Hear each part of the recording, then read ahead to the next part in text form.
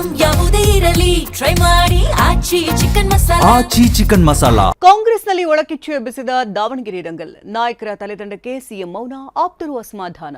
CM ನಂತರ ನಾವು ಅಹಿಂದ ಬಾವುಟ ಹಿಡಿಯಲೇಬೇಕು ಎಂದ ಸತೀಶ್, ನನ್ನನ್ನು ಯಾರೂ ಟಾರ್ಗೆಟ್ ಮಾಡಿಲ್ಲ ಎಂದ ಜಮೀರ್. ದೆಹಲಿಗೆ ಹಾರಿದ ಡಿಕೆ ಬ್ರದರ್ಸ್, ಇಂದು ಕೆಸಿ ವೇಣುಗೋಪಾಲ್ ಭೇಟಿ ಸಾಧ್ಯತೆ. ಈ ಸುದ್ದಿಯನ್ನು ನೋಡೋಣ ಕೈಮನಿ ರಹಸ್ಯ ನ್ಯೂಸ್ ಟಾಪ್ನಲ್ಲಿ. ರಾಜ್ಯ ಕಾಂಗ್ರೆಸ್ನಲ್ಲಿ ಸಿಎಂ ಕುರ್ಚಿ ಕಾಳಗಕ್ಕೆ ಕೊಂಚ ಬ್ರೇಕ್ ಬಿದ್ದಿತ್ತು. ಆದ್ರೀಗ ದಾವಣಗೆರೆ, ಬಾಗಲಕೋಟೆ ಉಪಚುನಾವಣೆ ಮುಗಿದ ಬೆನ್ನಲ್ಲೇ ಸೈಲೆಂಟ್ ಆಗಿ ಕಾವೇರೋದಕ್ಕೆ ಶುರುವಾಗಿದೆ. ದಾವಣಗೆರೆಯಲ್ಲಿ ಅಲ್ಪಸಂಖ್ಯಾತರ ಬೇಸರ, ಇಬ್ಬರು ಮುಖಂಡರ ತಲೆದಂಡ, ಸಿಎಂ ಆಪ್ತ ಬಳಗದ ನಿದ್ದೆಗೆಡಿಸಿದೆ. ಈ ಬೆಳವಣಿಗೆ ನಡುವೆ ಸಿಎಂ ಮೌನ, ಪಕ್ಷದಲ್ಲಾಗ್ತಾ ಇರುವ ಏಕಪಕ್ಷೀಯ ನಿರ್ಧಾರದ ಬಗ್ಗೆ ಚರ್ಚಿಸುವುದಕ್ಕೆ ಮುಖ್ಯಮಂತ್ರಿಗಳ ಅತ್ಯಾಪ್ತರು ಸಭೆ ನಡೆಸಿದ್ದಾರೆ. ಇದೇ ಸಭೆಯಲ್ಲಿ ಅಸ್ತಿತ್ವದ ಬಗ್ಗೆಯೂ ಮಾತುಕತೆ ನಡೆದಿದೆ ಎನ್ನಲಾಗಿದೆ.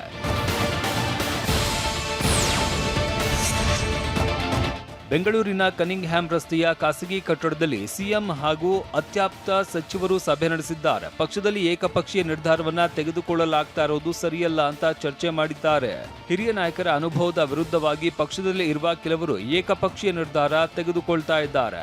ಇದರಿಂದ 2028ರ ಚುನಾವಣೆ ವೇಳೆಗೆ ಸಮುದಾಯಗಳು ದೂರ ಸರಿಯುವ ಸಾಧ್ಯತೆ ಇದೆ. ಇದೆಲ್ಲ ನಡೀತಾ ಇದ್ರೂ ಸಿದ್ದರಾಮಯ್ಯ ಮೌನವಾಗಿ ಇರೋದ್ರಿಂದ ಪಕ್ಷಕ್ಕೆ ಡ್ಯಾಮೇಜ್ ಆಗ್ತಾ ಇದೆ. ಸಿದ್ದರಾಮಯ್ಯ ಮಧ್ಯಪ್ರವೇಶಿಸಬೇಕು, ಇದನ್ನ ಇಲ್ಲಿಗೆ ಮೊಟಕುಗೊಳಿಸಬೇಕು. ಹೀಗೆ ಮುಂದುವರಿದರೆ ಪಕ್ಷದ ಹಿರಿಯ ನಾಯಕರ ಅಸ್ತಿತ್ವಕ್ಕೂ ಕುತ್ತು ಬರುತ್ತೆ ಅಂತ ಸಭೆಯಲ್ಲಿ ಅಭಿಪ್ರಾಯ ವ್ಯಕ್ತಪಡಿಸಿದ್ದಾರೆ.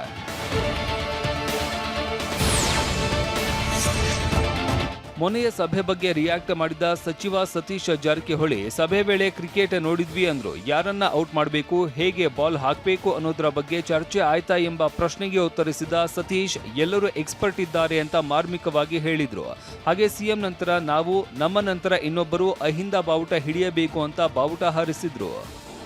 ಇಂಥ ಸಿದ್ದರಾಮಯ್ಯ ಆದ್ಮೇಲೆ ನಾವು ಆದ್ಮೇಲೆ ಬೇರೆಯವರು ಅದನ್ನ ಯಾರು ಬಾವುಟ ಹಿಡಿಲೇಬೇಕು, ಅದೇನು ಪ್ರಶ್ನೆ ಇಲ್ಲ. ಸಚಿವ ಜೊತೆಗಿನ ಸಭೆಗೆ ರಿಯಾಕ್ಟ್ ಮಾಡಿದ ಡಾಕ್ಟರ್ ಜಿ ಪರಮೇಶ್ವರ್, ನಾವು ಮೀಟಿಂಗ್ ಮಾಡಿಲ್ಲ, ಜಸ್ಟ್ ಊಟ ಮಾಡಿದ್ವಿ ಅಷ್ಟೇ. ಊಟ ಮಾಡುವಾಗ ಚರ್ಚೆ ಮಾಡೋಕೆ ಆಗಲ್ಲ ಅಂತ ಹೇಳಿದ್ರು. ಊಟ ಮಾಡಿದ್ವಿ, ಮೀಟಿಂಗ್ ಮಾಡಿ,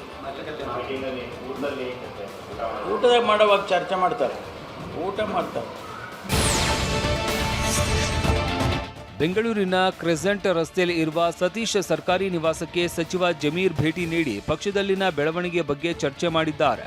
ಬಳಿಕ ಮಾತನಾಡಿದ ಜಮೀರ್, ನನ್ನನ್ನ ಯಾರು ಟಾರ್ಗೆಟ್ ಮಾಡಿಲ್ಲ, ನಾನೊಬ್ಬನೇ ಮುಸ್ಲಿಂ ನಾಯಕ ಇರೋದು ಅಂದ್ರು.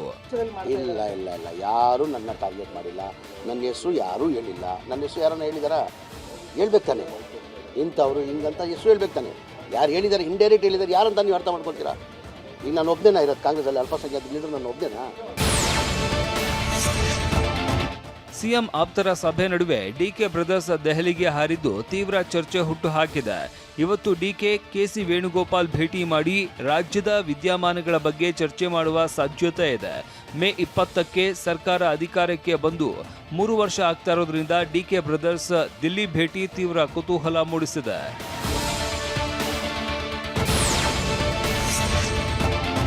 ದೆಹಲಿ ಭೇಟಿ ಬಗ್ಗೆ ಮಾತನಾಡಿದ ಡಿಸಿಎಂ ಡಿಕೆ, ನಾನು ಆಗಲೇ ಇಲ್ಲಿ ನಾಯಕರನ್ನ ಮೀಟ್ ಮಾಡಿದ್ದೇನೆ, ಆದ್ರೆ ಯಾರನ್ನ ಅಂತ ಹೇಳಲ್ಲ ಅಂದ್ರು. ಯಾರಿಗಾದ್ರೂ ನೀರು ಕುಡಿಸ್ತೀರಾ ಅನ್ನೋ ಪ್ರಶ್ನೆಗೆ ಉತ್ತರಿಸಿದ ಡಿಕೆ, ಬಿಸಿಲು ಇದೆ, ನೀರು ಕುಡಿಬೇಕಾಗಿದೆ ಅಂತ ಬಾಣ ಬಿಟ್ಟಿದ್ದಾರೆ.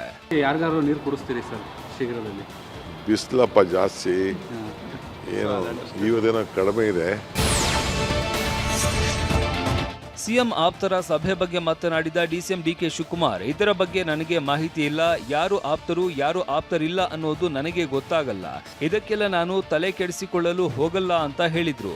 ಸಿಎಂ ಆಪ್ತ ಸಚಿವರು ಕೆಲವರು ಸೇರಿಕೊಂಡು ನಿನ್ನೆ ಒಂದು ಮೀಟಿಂಗ್ ಮಾಡಿದ್ದಾರೆ ಬೆಂಗಳೂರಲ್ಲಿ. ನನಗೆ ಮಾಹಿತಿ ಇಲ್ಲ. ನನಗೆ ಯಾರು ಆಪ್ತರು ಇಲ್ಲ ಅಂತ ನನಗೆ ಗೊತ್ತಿಲ್ಲ. ಕಾಂಗ್ರೆಸ್ ಮನೆಯ ಈ ಬೆಳವಣಿಗೆಗಳೇ ವಿಪಕ್ಷಗಳ ಟೀಕೆಗೆ ಆಹಾರವಾಗಿದೆ.